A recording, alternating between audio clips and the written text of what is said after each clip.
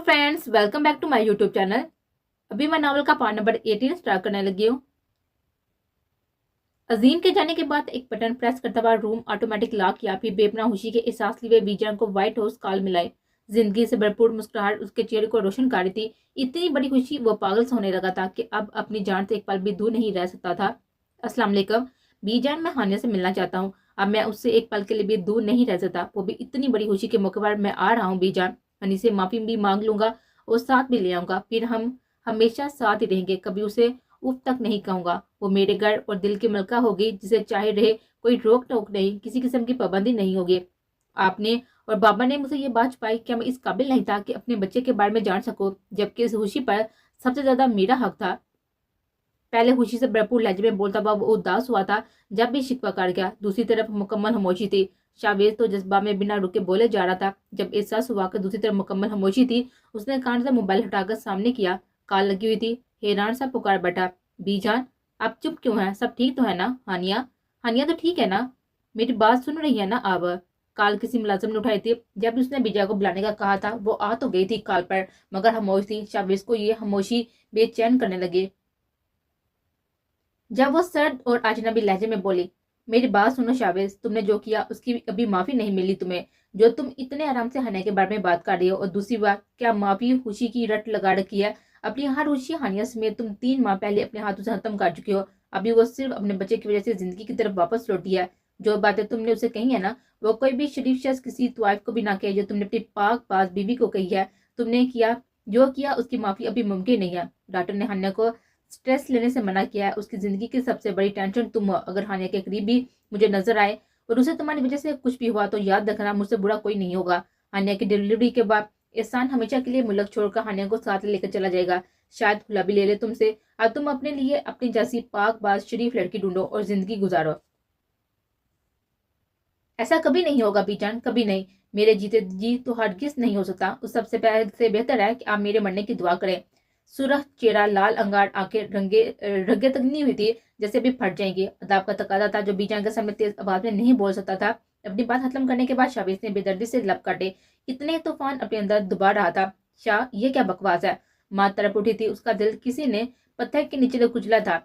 हर गुनाह का कफारा होता है और हर गलती का अजाला। कब तक भागोगे हकीकत से? सच्चाई का सामना करो और जो गलती की है उसे सुधारो। बीजान भी भीगे लहजे में बोली थी, फिर कॉल काट दी थी। बेटे की तरफ महसूस करती हुई उनका खुद का दिल खून के आंसू रो रहा था। मगर ये सब जरूरी था शावेज के लिए। जिस तरह वो एक इंसान होकर किसी दूसरे इंसान के साथ जानवर वाला सलूक कर चुका था, आइंदा जिंदगी में इन सब से रोकने के लिए उन्हें अपना दिल पत्थर करना ही था। उसे पूरी कुव्वत से दोनों हाथों के जोरदार मुक्के ग्लास टेबल पर मारे थे। ग्लास टुकड़ा चूर होता हुआ उसका हाथों को लहू लहान कर गया था। कितने ही कांच के टुकड़े उसके हाथ बाजू में पिवस्त हुए थे, मगर परवाह किसे थी? इस वक्त अंगारों पर लौट रहा था। सब मेरी गलती है, मैं खुद अपनी खुशियां निकल गया, सब कुछ खत्म कर दिया, सब बर्बाद कर दिया। अल्लाह की बात उसके कान में सूर फूंक रहे थे। दिमाग की शरियाने फट जाने के करीब थे। लैपटॉप हाथ मारते हुए नीचे फेंका।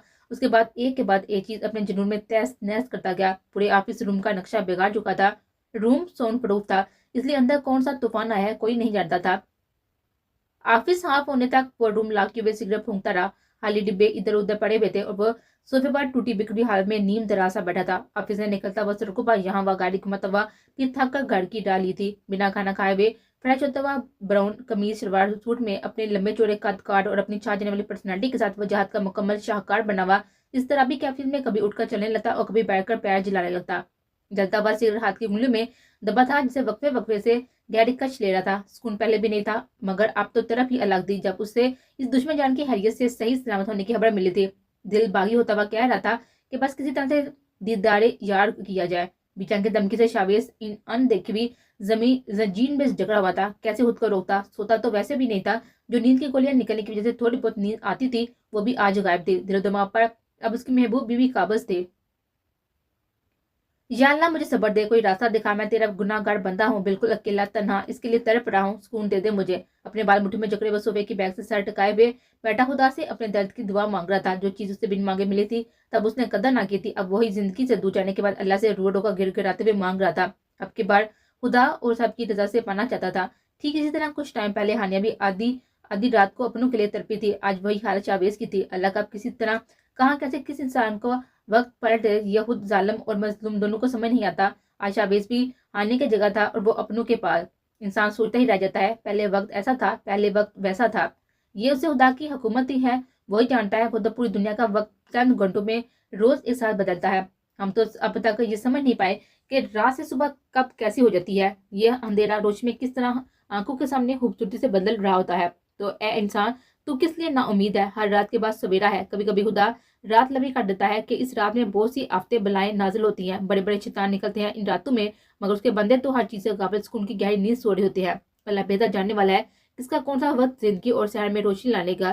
ہمارا کام صبر کرتے ہوئے اس وقت کے گزرنے کا انتظار کرنا ہے. اللہ کے نیک بندے اسے نہ شکوہ کرتے ہیں اور نہ ہی سوال. اللہ انسان کی مثال ایک چھوٹے بچے جیسی ہے جو ماں سے وہ چیز مانگتا ہے جو ابھی اس کے لیے صحیح نہیں ہوتا, اور یہ بات ماں جانتی ہے اس لیے نہیں دیتی. بچہ ناراض ہو جاتا ہے کہ میری ماں مجھ سے پیار نہیں کرتی. یہی تو اللہ اور بندے کے بیچ کا معاملہ ہے. وہ بھی تو 70 ماؤں سے زیادہ چاہنے والا ہے. کیسے تم اسے نظر نہیں آتے ہوگے؟ تمہاری تکلیف تم سے زیادہ جانتا ہے وہ. اس وقت شاہویز بھی اسی طرح کی بچے کی طرح ہو رہا تھا جو اسے ابھی چاہیے. جب بھی اس کی بس ہو گئی تھی اور وہ جھٹکے سے اٹھ کھڑا ہوا تھا, منہ پر ہاتھ پھیرتا ہوا چینج کرنا چلا گیا تھا, تو جلدی جلدی میں اپنا موبائل میں کچھ بٹن دباتا ہوا, بلیک پینٹ بلیک ہوڈی میں منہ پر بلیک ہی ماسک پہنے ہوئے اپنی ضروری چیزیں لیتا ہوا گھر سے نکلا تھا. آج اسے وہی سب کچھ یاد آیا تھا جب وہ ہانیہ کو کڈنیپ کرنے گیا تھا. یہ تو گیٹ اپ اس کا تھا, وقت بھی, اور اپنے اسی شہر والے گھر میں ٹھہرا ہوا تھا. اپنے گھر سے وہ پیچھے کی سائڈ سے وہ خاموشی سے دیوار پھلانگ گیا تھا. وہ نہیں چاہتا تھا اس بات کی کسی کو بھی بھنک پڑے اور عظیم اس کے پیچھے آئے. رازدار رکھنا ضروری تھا. آہر بھی جان اور بابا کی ایک بار پھر نافرمانی کرنے جا رہا تھا. فل اسپیڈ سے اس کی گاڑی نکالی تھی اور اب گاڑی ہواؤں سے باتیں کر رہی تھی. دیدار کی طلب میں پورا جسم آگ میں جل رہا تھا. راستہ ختم ہونے کا نام نہیں لے رہا تھا. وائٹ ہاؤس سے کافی دور سنسان سڑک پر سائڈ میں اس نے گاڑی روکی, کھڑی کی اور تیز قدم سے چلتا ہوا گھر کے قریب آیا. یہ کسی عام انسان کا گھر نہیں تھا, ملک کے پاورفل پارٹی کے سربراہ کا گھر تھا. اس کی سیکورٹی بھی اتنی ٹائٹ تھی کہ کوئی بڑے سے بڑا کرمینل بھی یہاں پر پڑ نہیں مارتا تھا. کیمریز, گارڈز, فوکس لائٹ, کیا کچھ سے پار کر کے جانا تھا, مگر وہ بھی شاویز تھا. یہ سب سسٹم اس کا ہی دیا ہوا آئیڈیا تھا.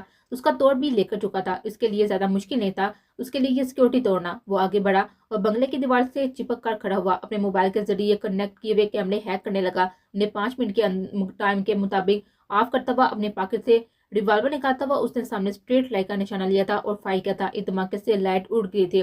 4 گارڈز جو رات کی ڈیوٹی پر مامور تھے پل میں رائفل ہاتھ میں لیے ہوئے کٹ کٹ کی آواز کے ساتھ ہی لوڈ کرتے ہوئے الرٹ ہوتے ہوئے نشانہ باندھے تھے. باہر نکلے اور 2 بیک سائڈ پر آئے ہوئے ان چاروں نے پورے بنگلے کو گھیرے میں لیا تھا. یہ بھی چند سیکنڈ میں ہوا تھا.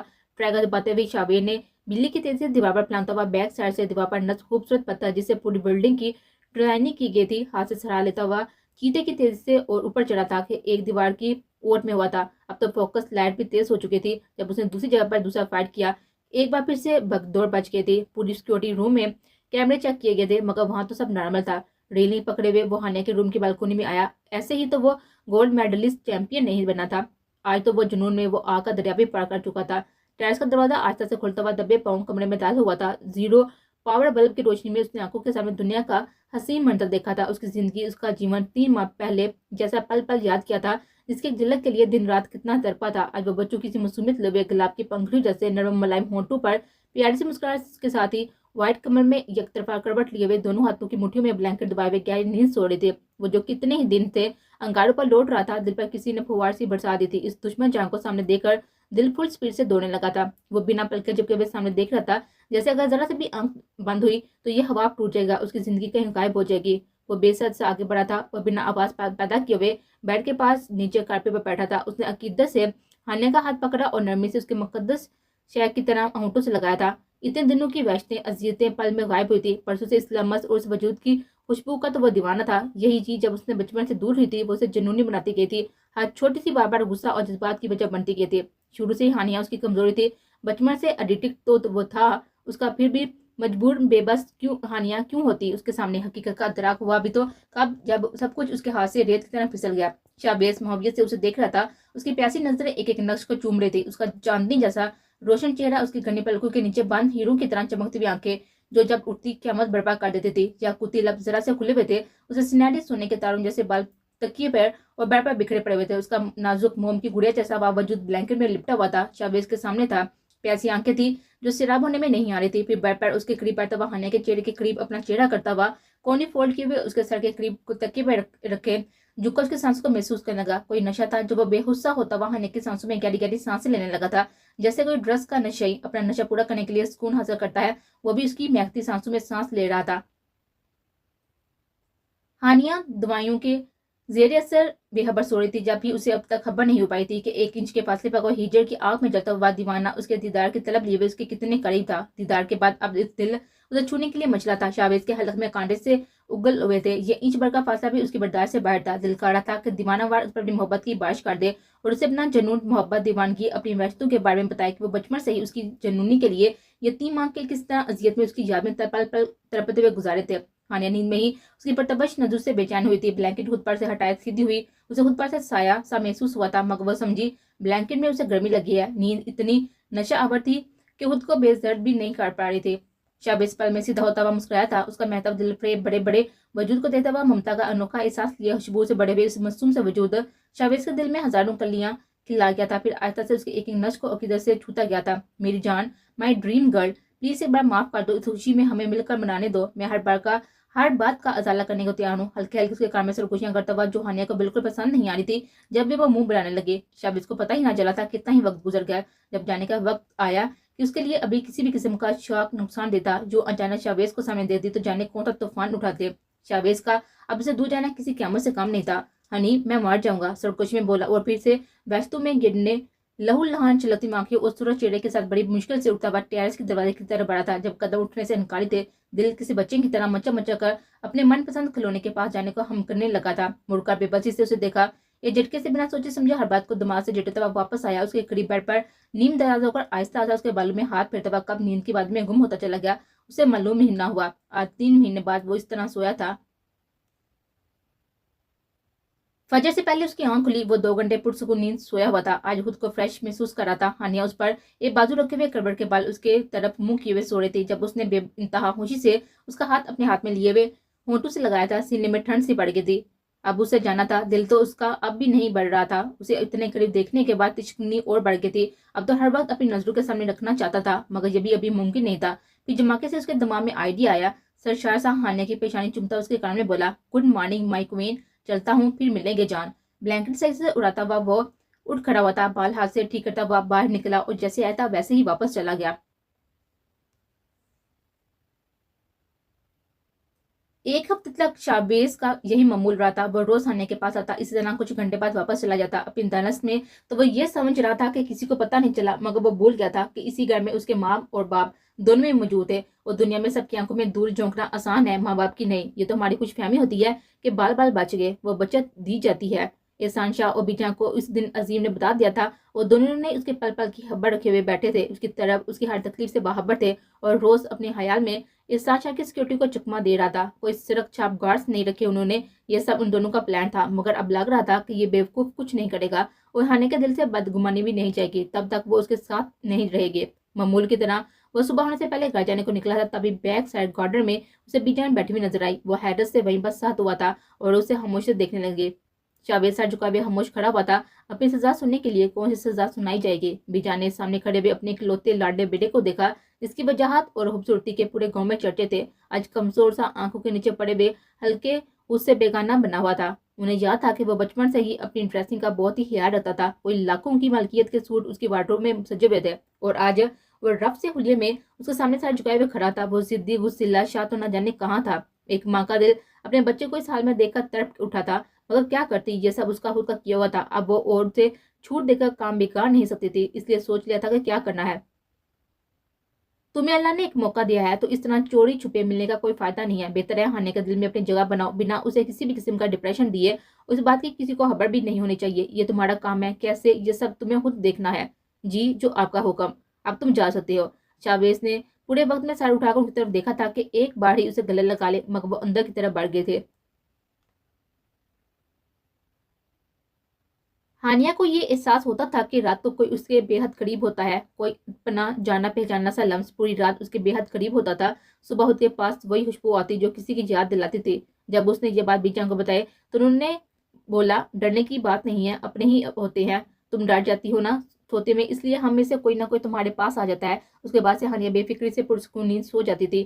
نیند میں ہی دوسرے فرد کے گرد گھیرا ڈالے ہوئے قریب سے قریب تر ہوتی جاتی اور جب وہ فرد اسے دور ہونے لگتا تب اسے یہ بات پسند نہیں آتی تھی، اس لیے نیند میں ہی ماتھے پر بات ڈالے ہوئے बुढ़े बुढ़े मुमराती, कभी हाथ पकड़ती, कभी शर्ट पकड़ती, कहती कि वो उसे छोड़ कर नहीं जाएगा। एक अलग की सुकून था उसकी कुर्बत में। हाँ, सुबह हानिया उठी जब बेड के साइड टेबल पर रखे हुए फूलों के बुके पर नजर पड़ी। उसकी सुबह खुशगवार हो गई थी। ढीली डाली टी शर्ट, ट्राउजर में अपने लंबे घने गोल्डन ब्राउन बाल खोले हुए ग्रे आंखों वाली ये गुड़िया जैसी लड़की के चेहरे पर बच्चों जैसी मासूमियत और होशी थी। जल्दी से उठकर उसको लगा के लगा कि कार्ड देखा तो उस पर हमेशा की तरह वेल विशेस लिखा हुआ था। हानिया के चेहरे पर मुस्कुराहट दौड़ गई। ये मुस्कुराहट किसी के आंखों के जरिए दिल में उतरती हुई महसूस की थी। पिछले एक महीने से मुख्तलिफ किस्म के गिफ्ट और रोज सुबह ही सुबह उसके मनपसंद फूलों का बुके साइड टेबल पर उसके सामने रखा होता था उसे मॉर्निंग विश करने के लिए। उसे शुरू में डैड और बीजान से पूछा, ये सब आप लोग कर रही हैं? जब सांझा ने हंसते हुए कहा, नहीं भाई, हम बुढ़ापे में ये सब कहाँ सोच सकते हैं। फिर कौन है ये? वो हैरत से बोली, होगा कोई जिसको हमारी बेटी से सबसे ज्यादा मोहब्बत होगी और वो इस खुशी में सबसे ज्यादा खुश होगा। मेरा मतलब होगा या होगी। उसके मशकूक नजर से देखने पर वो जल्दी से बोले। हन्या को शक सा हुआ था कहीं वो शाबेज तो नहीं, जब भी दोनों को शक की नजरों से देख रहे थे। गांव से ही कोई होगा, सब बहुत ही चाहते हैं तुम्हें, रोज पूछते हैं मुझसे। बीजा ने जल्दी से उसका ध्यान अपनी तरफ लगाया क्योंकि हानिया ने साथी से मना किया था कि शाबिज को कोई नहीं बताएगा उस सब के बारे में। जब उसने देखा बीजान और डैड ने कुछ ज्यादा रिस्पॉन्स नहीं दिया तो वो भी नॉर्मल हो गई थी कि सच में कोई अपना ही होगा और वो शख्स एक नापसंदीदा शख्स के लिए इतना क्यों कर देगा। सर डेटते भी फ्रेश होने लगी थी। अभी उसे बीजान के हाथ का बना हुआ इतना सारा हैवी नाश्ता भी करना था, वो भी 1000 नहरों के बाद। 7 माह हो चुके थे उसे इतना हैवी नाश्ता करने के बाद कभी जूस कभी दूध उसकी जान का अजाब बने रहते। अब तो रोज का मामूल था। भूखे के बाद जब तक वो फ्रेश होते हुए नाश्ता करती, गिफ्ट भी आ जाता जिसमें कभी उसके लिए डायमंड की चेन होती, कभी ब्रेसलेट, कभी कल से उसे खुद के साइज का टेडी बेयर मिला था जिसे उसने अपने रूम में ही रखवाया था। वो नहीं जानती थी कि इस टेडी बेयर की आइस में मिनी कैमरा और वॉइस स्पीकर फिट है। जब भी हानिया टेडी को प्यार करती तो उस पर परिविश का चेहरा बिल्कुल शबेज के चेहरे के करीब होता। वो साफ साफ बिना पलके झुकाए उसका चांदनी की किरणों जैसा रोशन मासूम गुलाबी चेहरा, कांसी ग्रे आंखें, गुलाबी होंठ जो उसके बेहद करीब होते थे, बेखुदी से देखता रहता था। कोई भी बात करती वो शावेद तक साफ सुनाई दे जाती। उसे इतने करीब से देखने के बाद इतनी थी कि जो और बढ़ती जाती। वो सोचता कब तक इस दूरी का अजाब जीना था, कब उसकी ये सजा खत्म होगी और वो भी नॉर्मल लाइफ गुजारेगा। इस दुश्मन जान के साथ एक गहरी सांस हाज करता हुआ आंखें मूंद गया।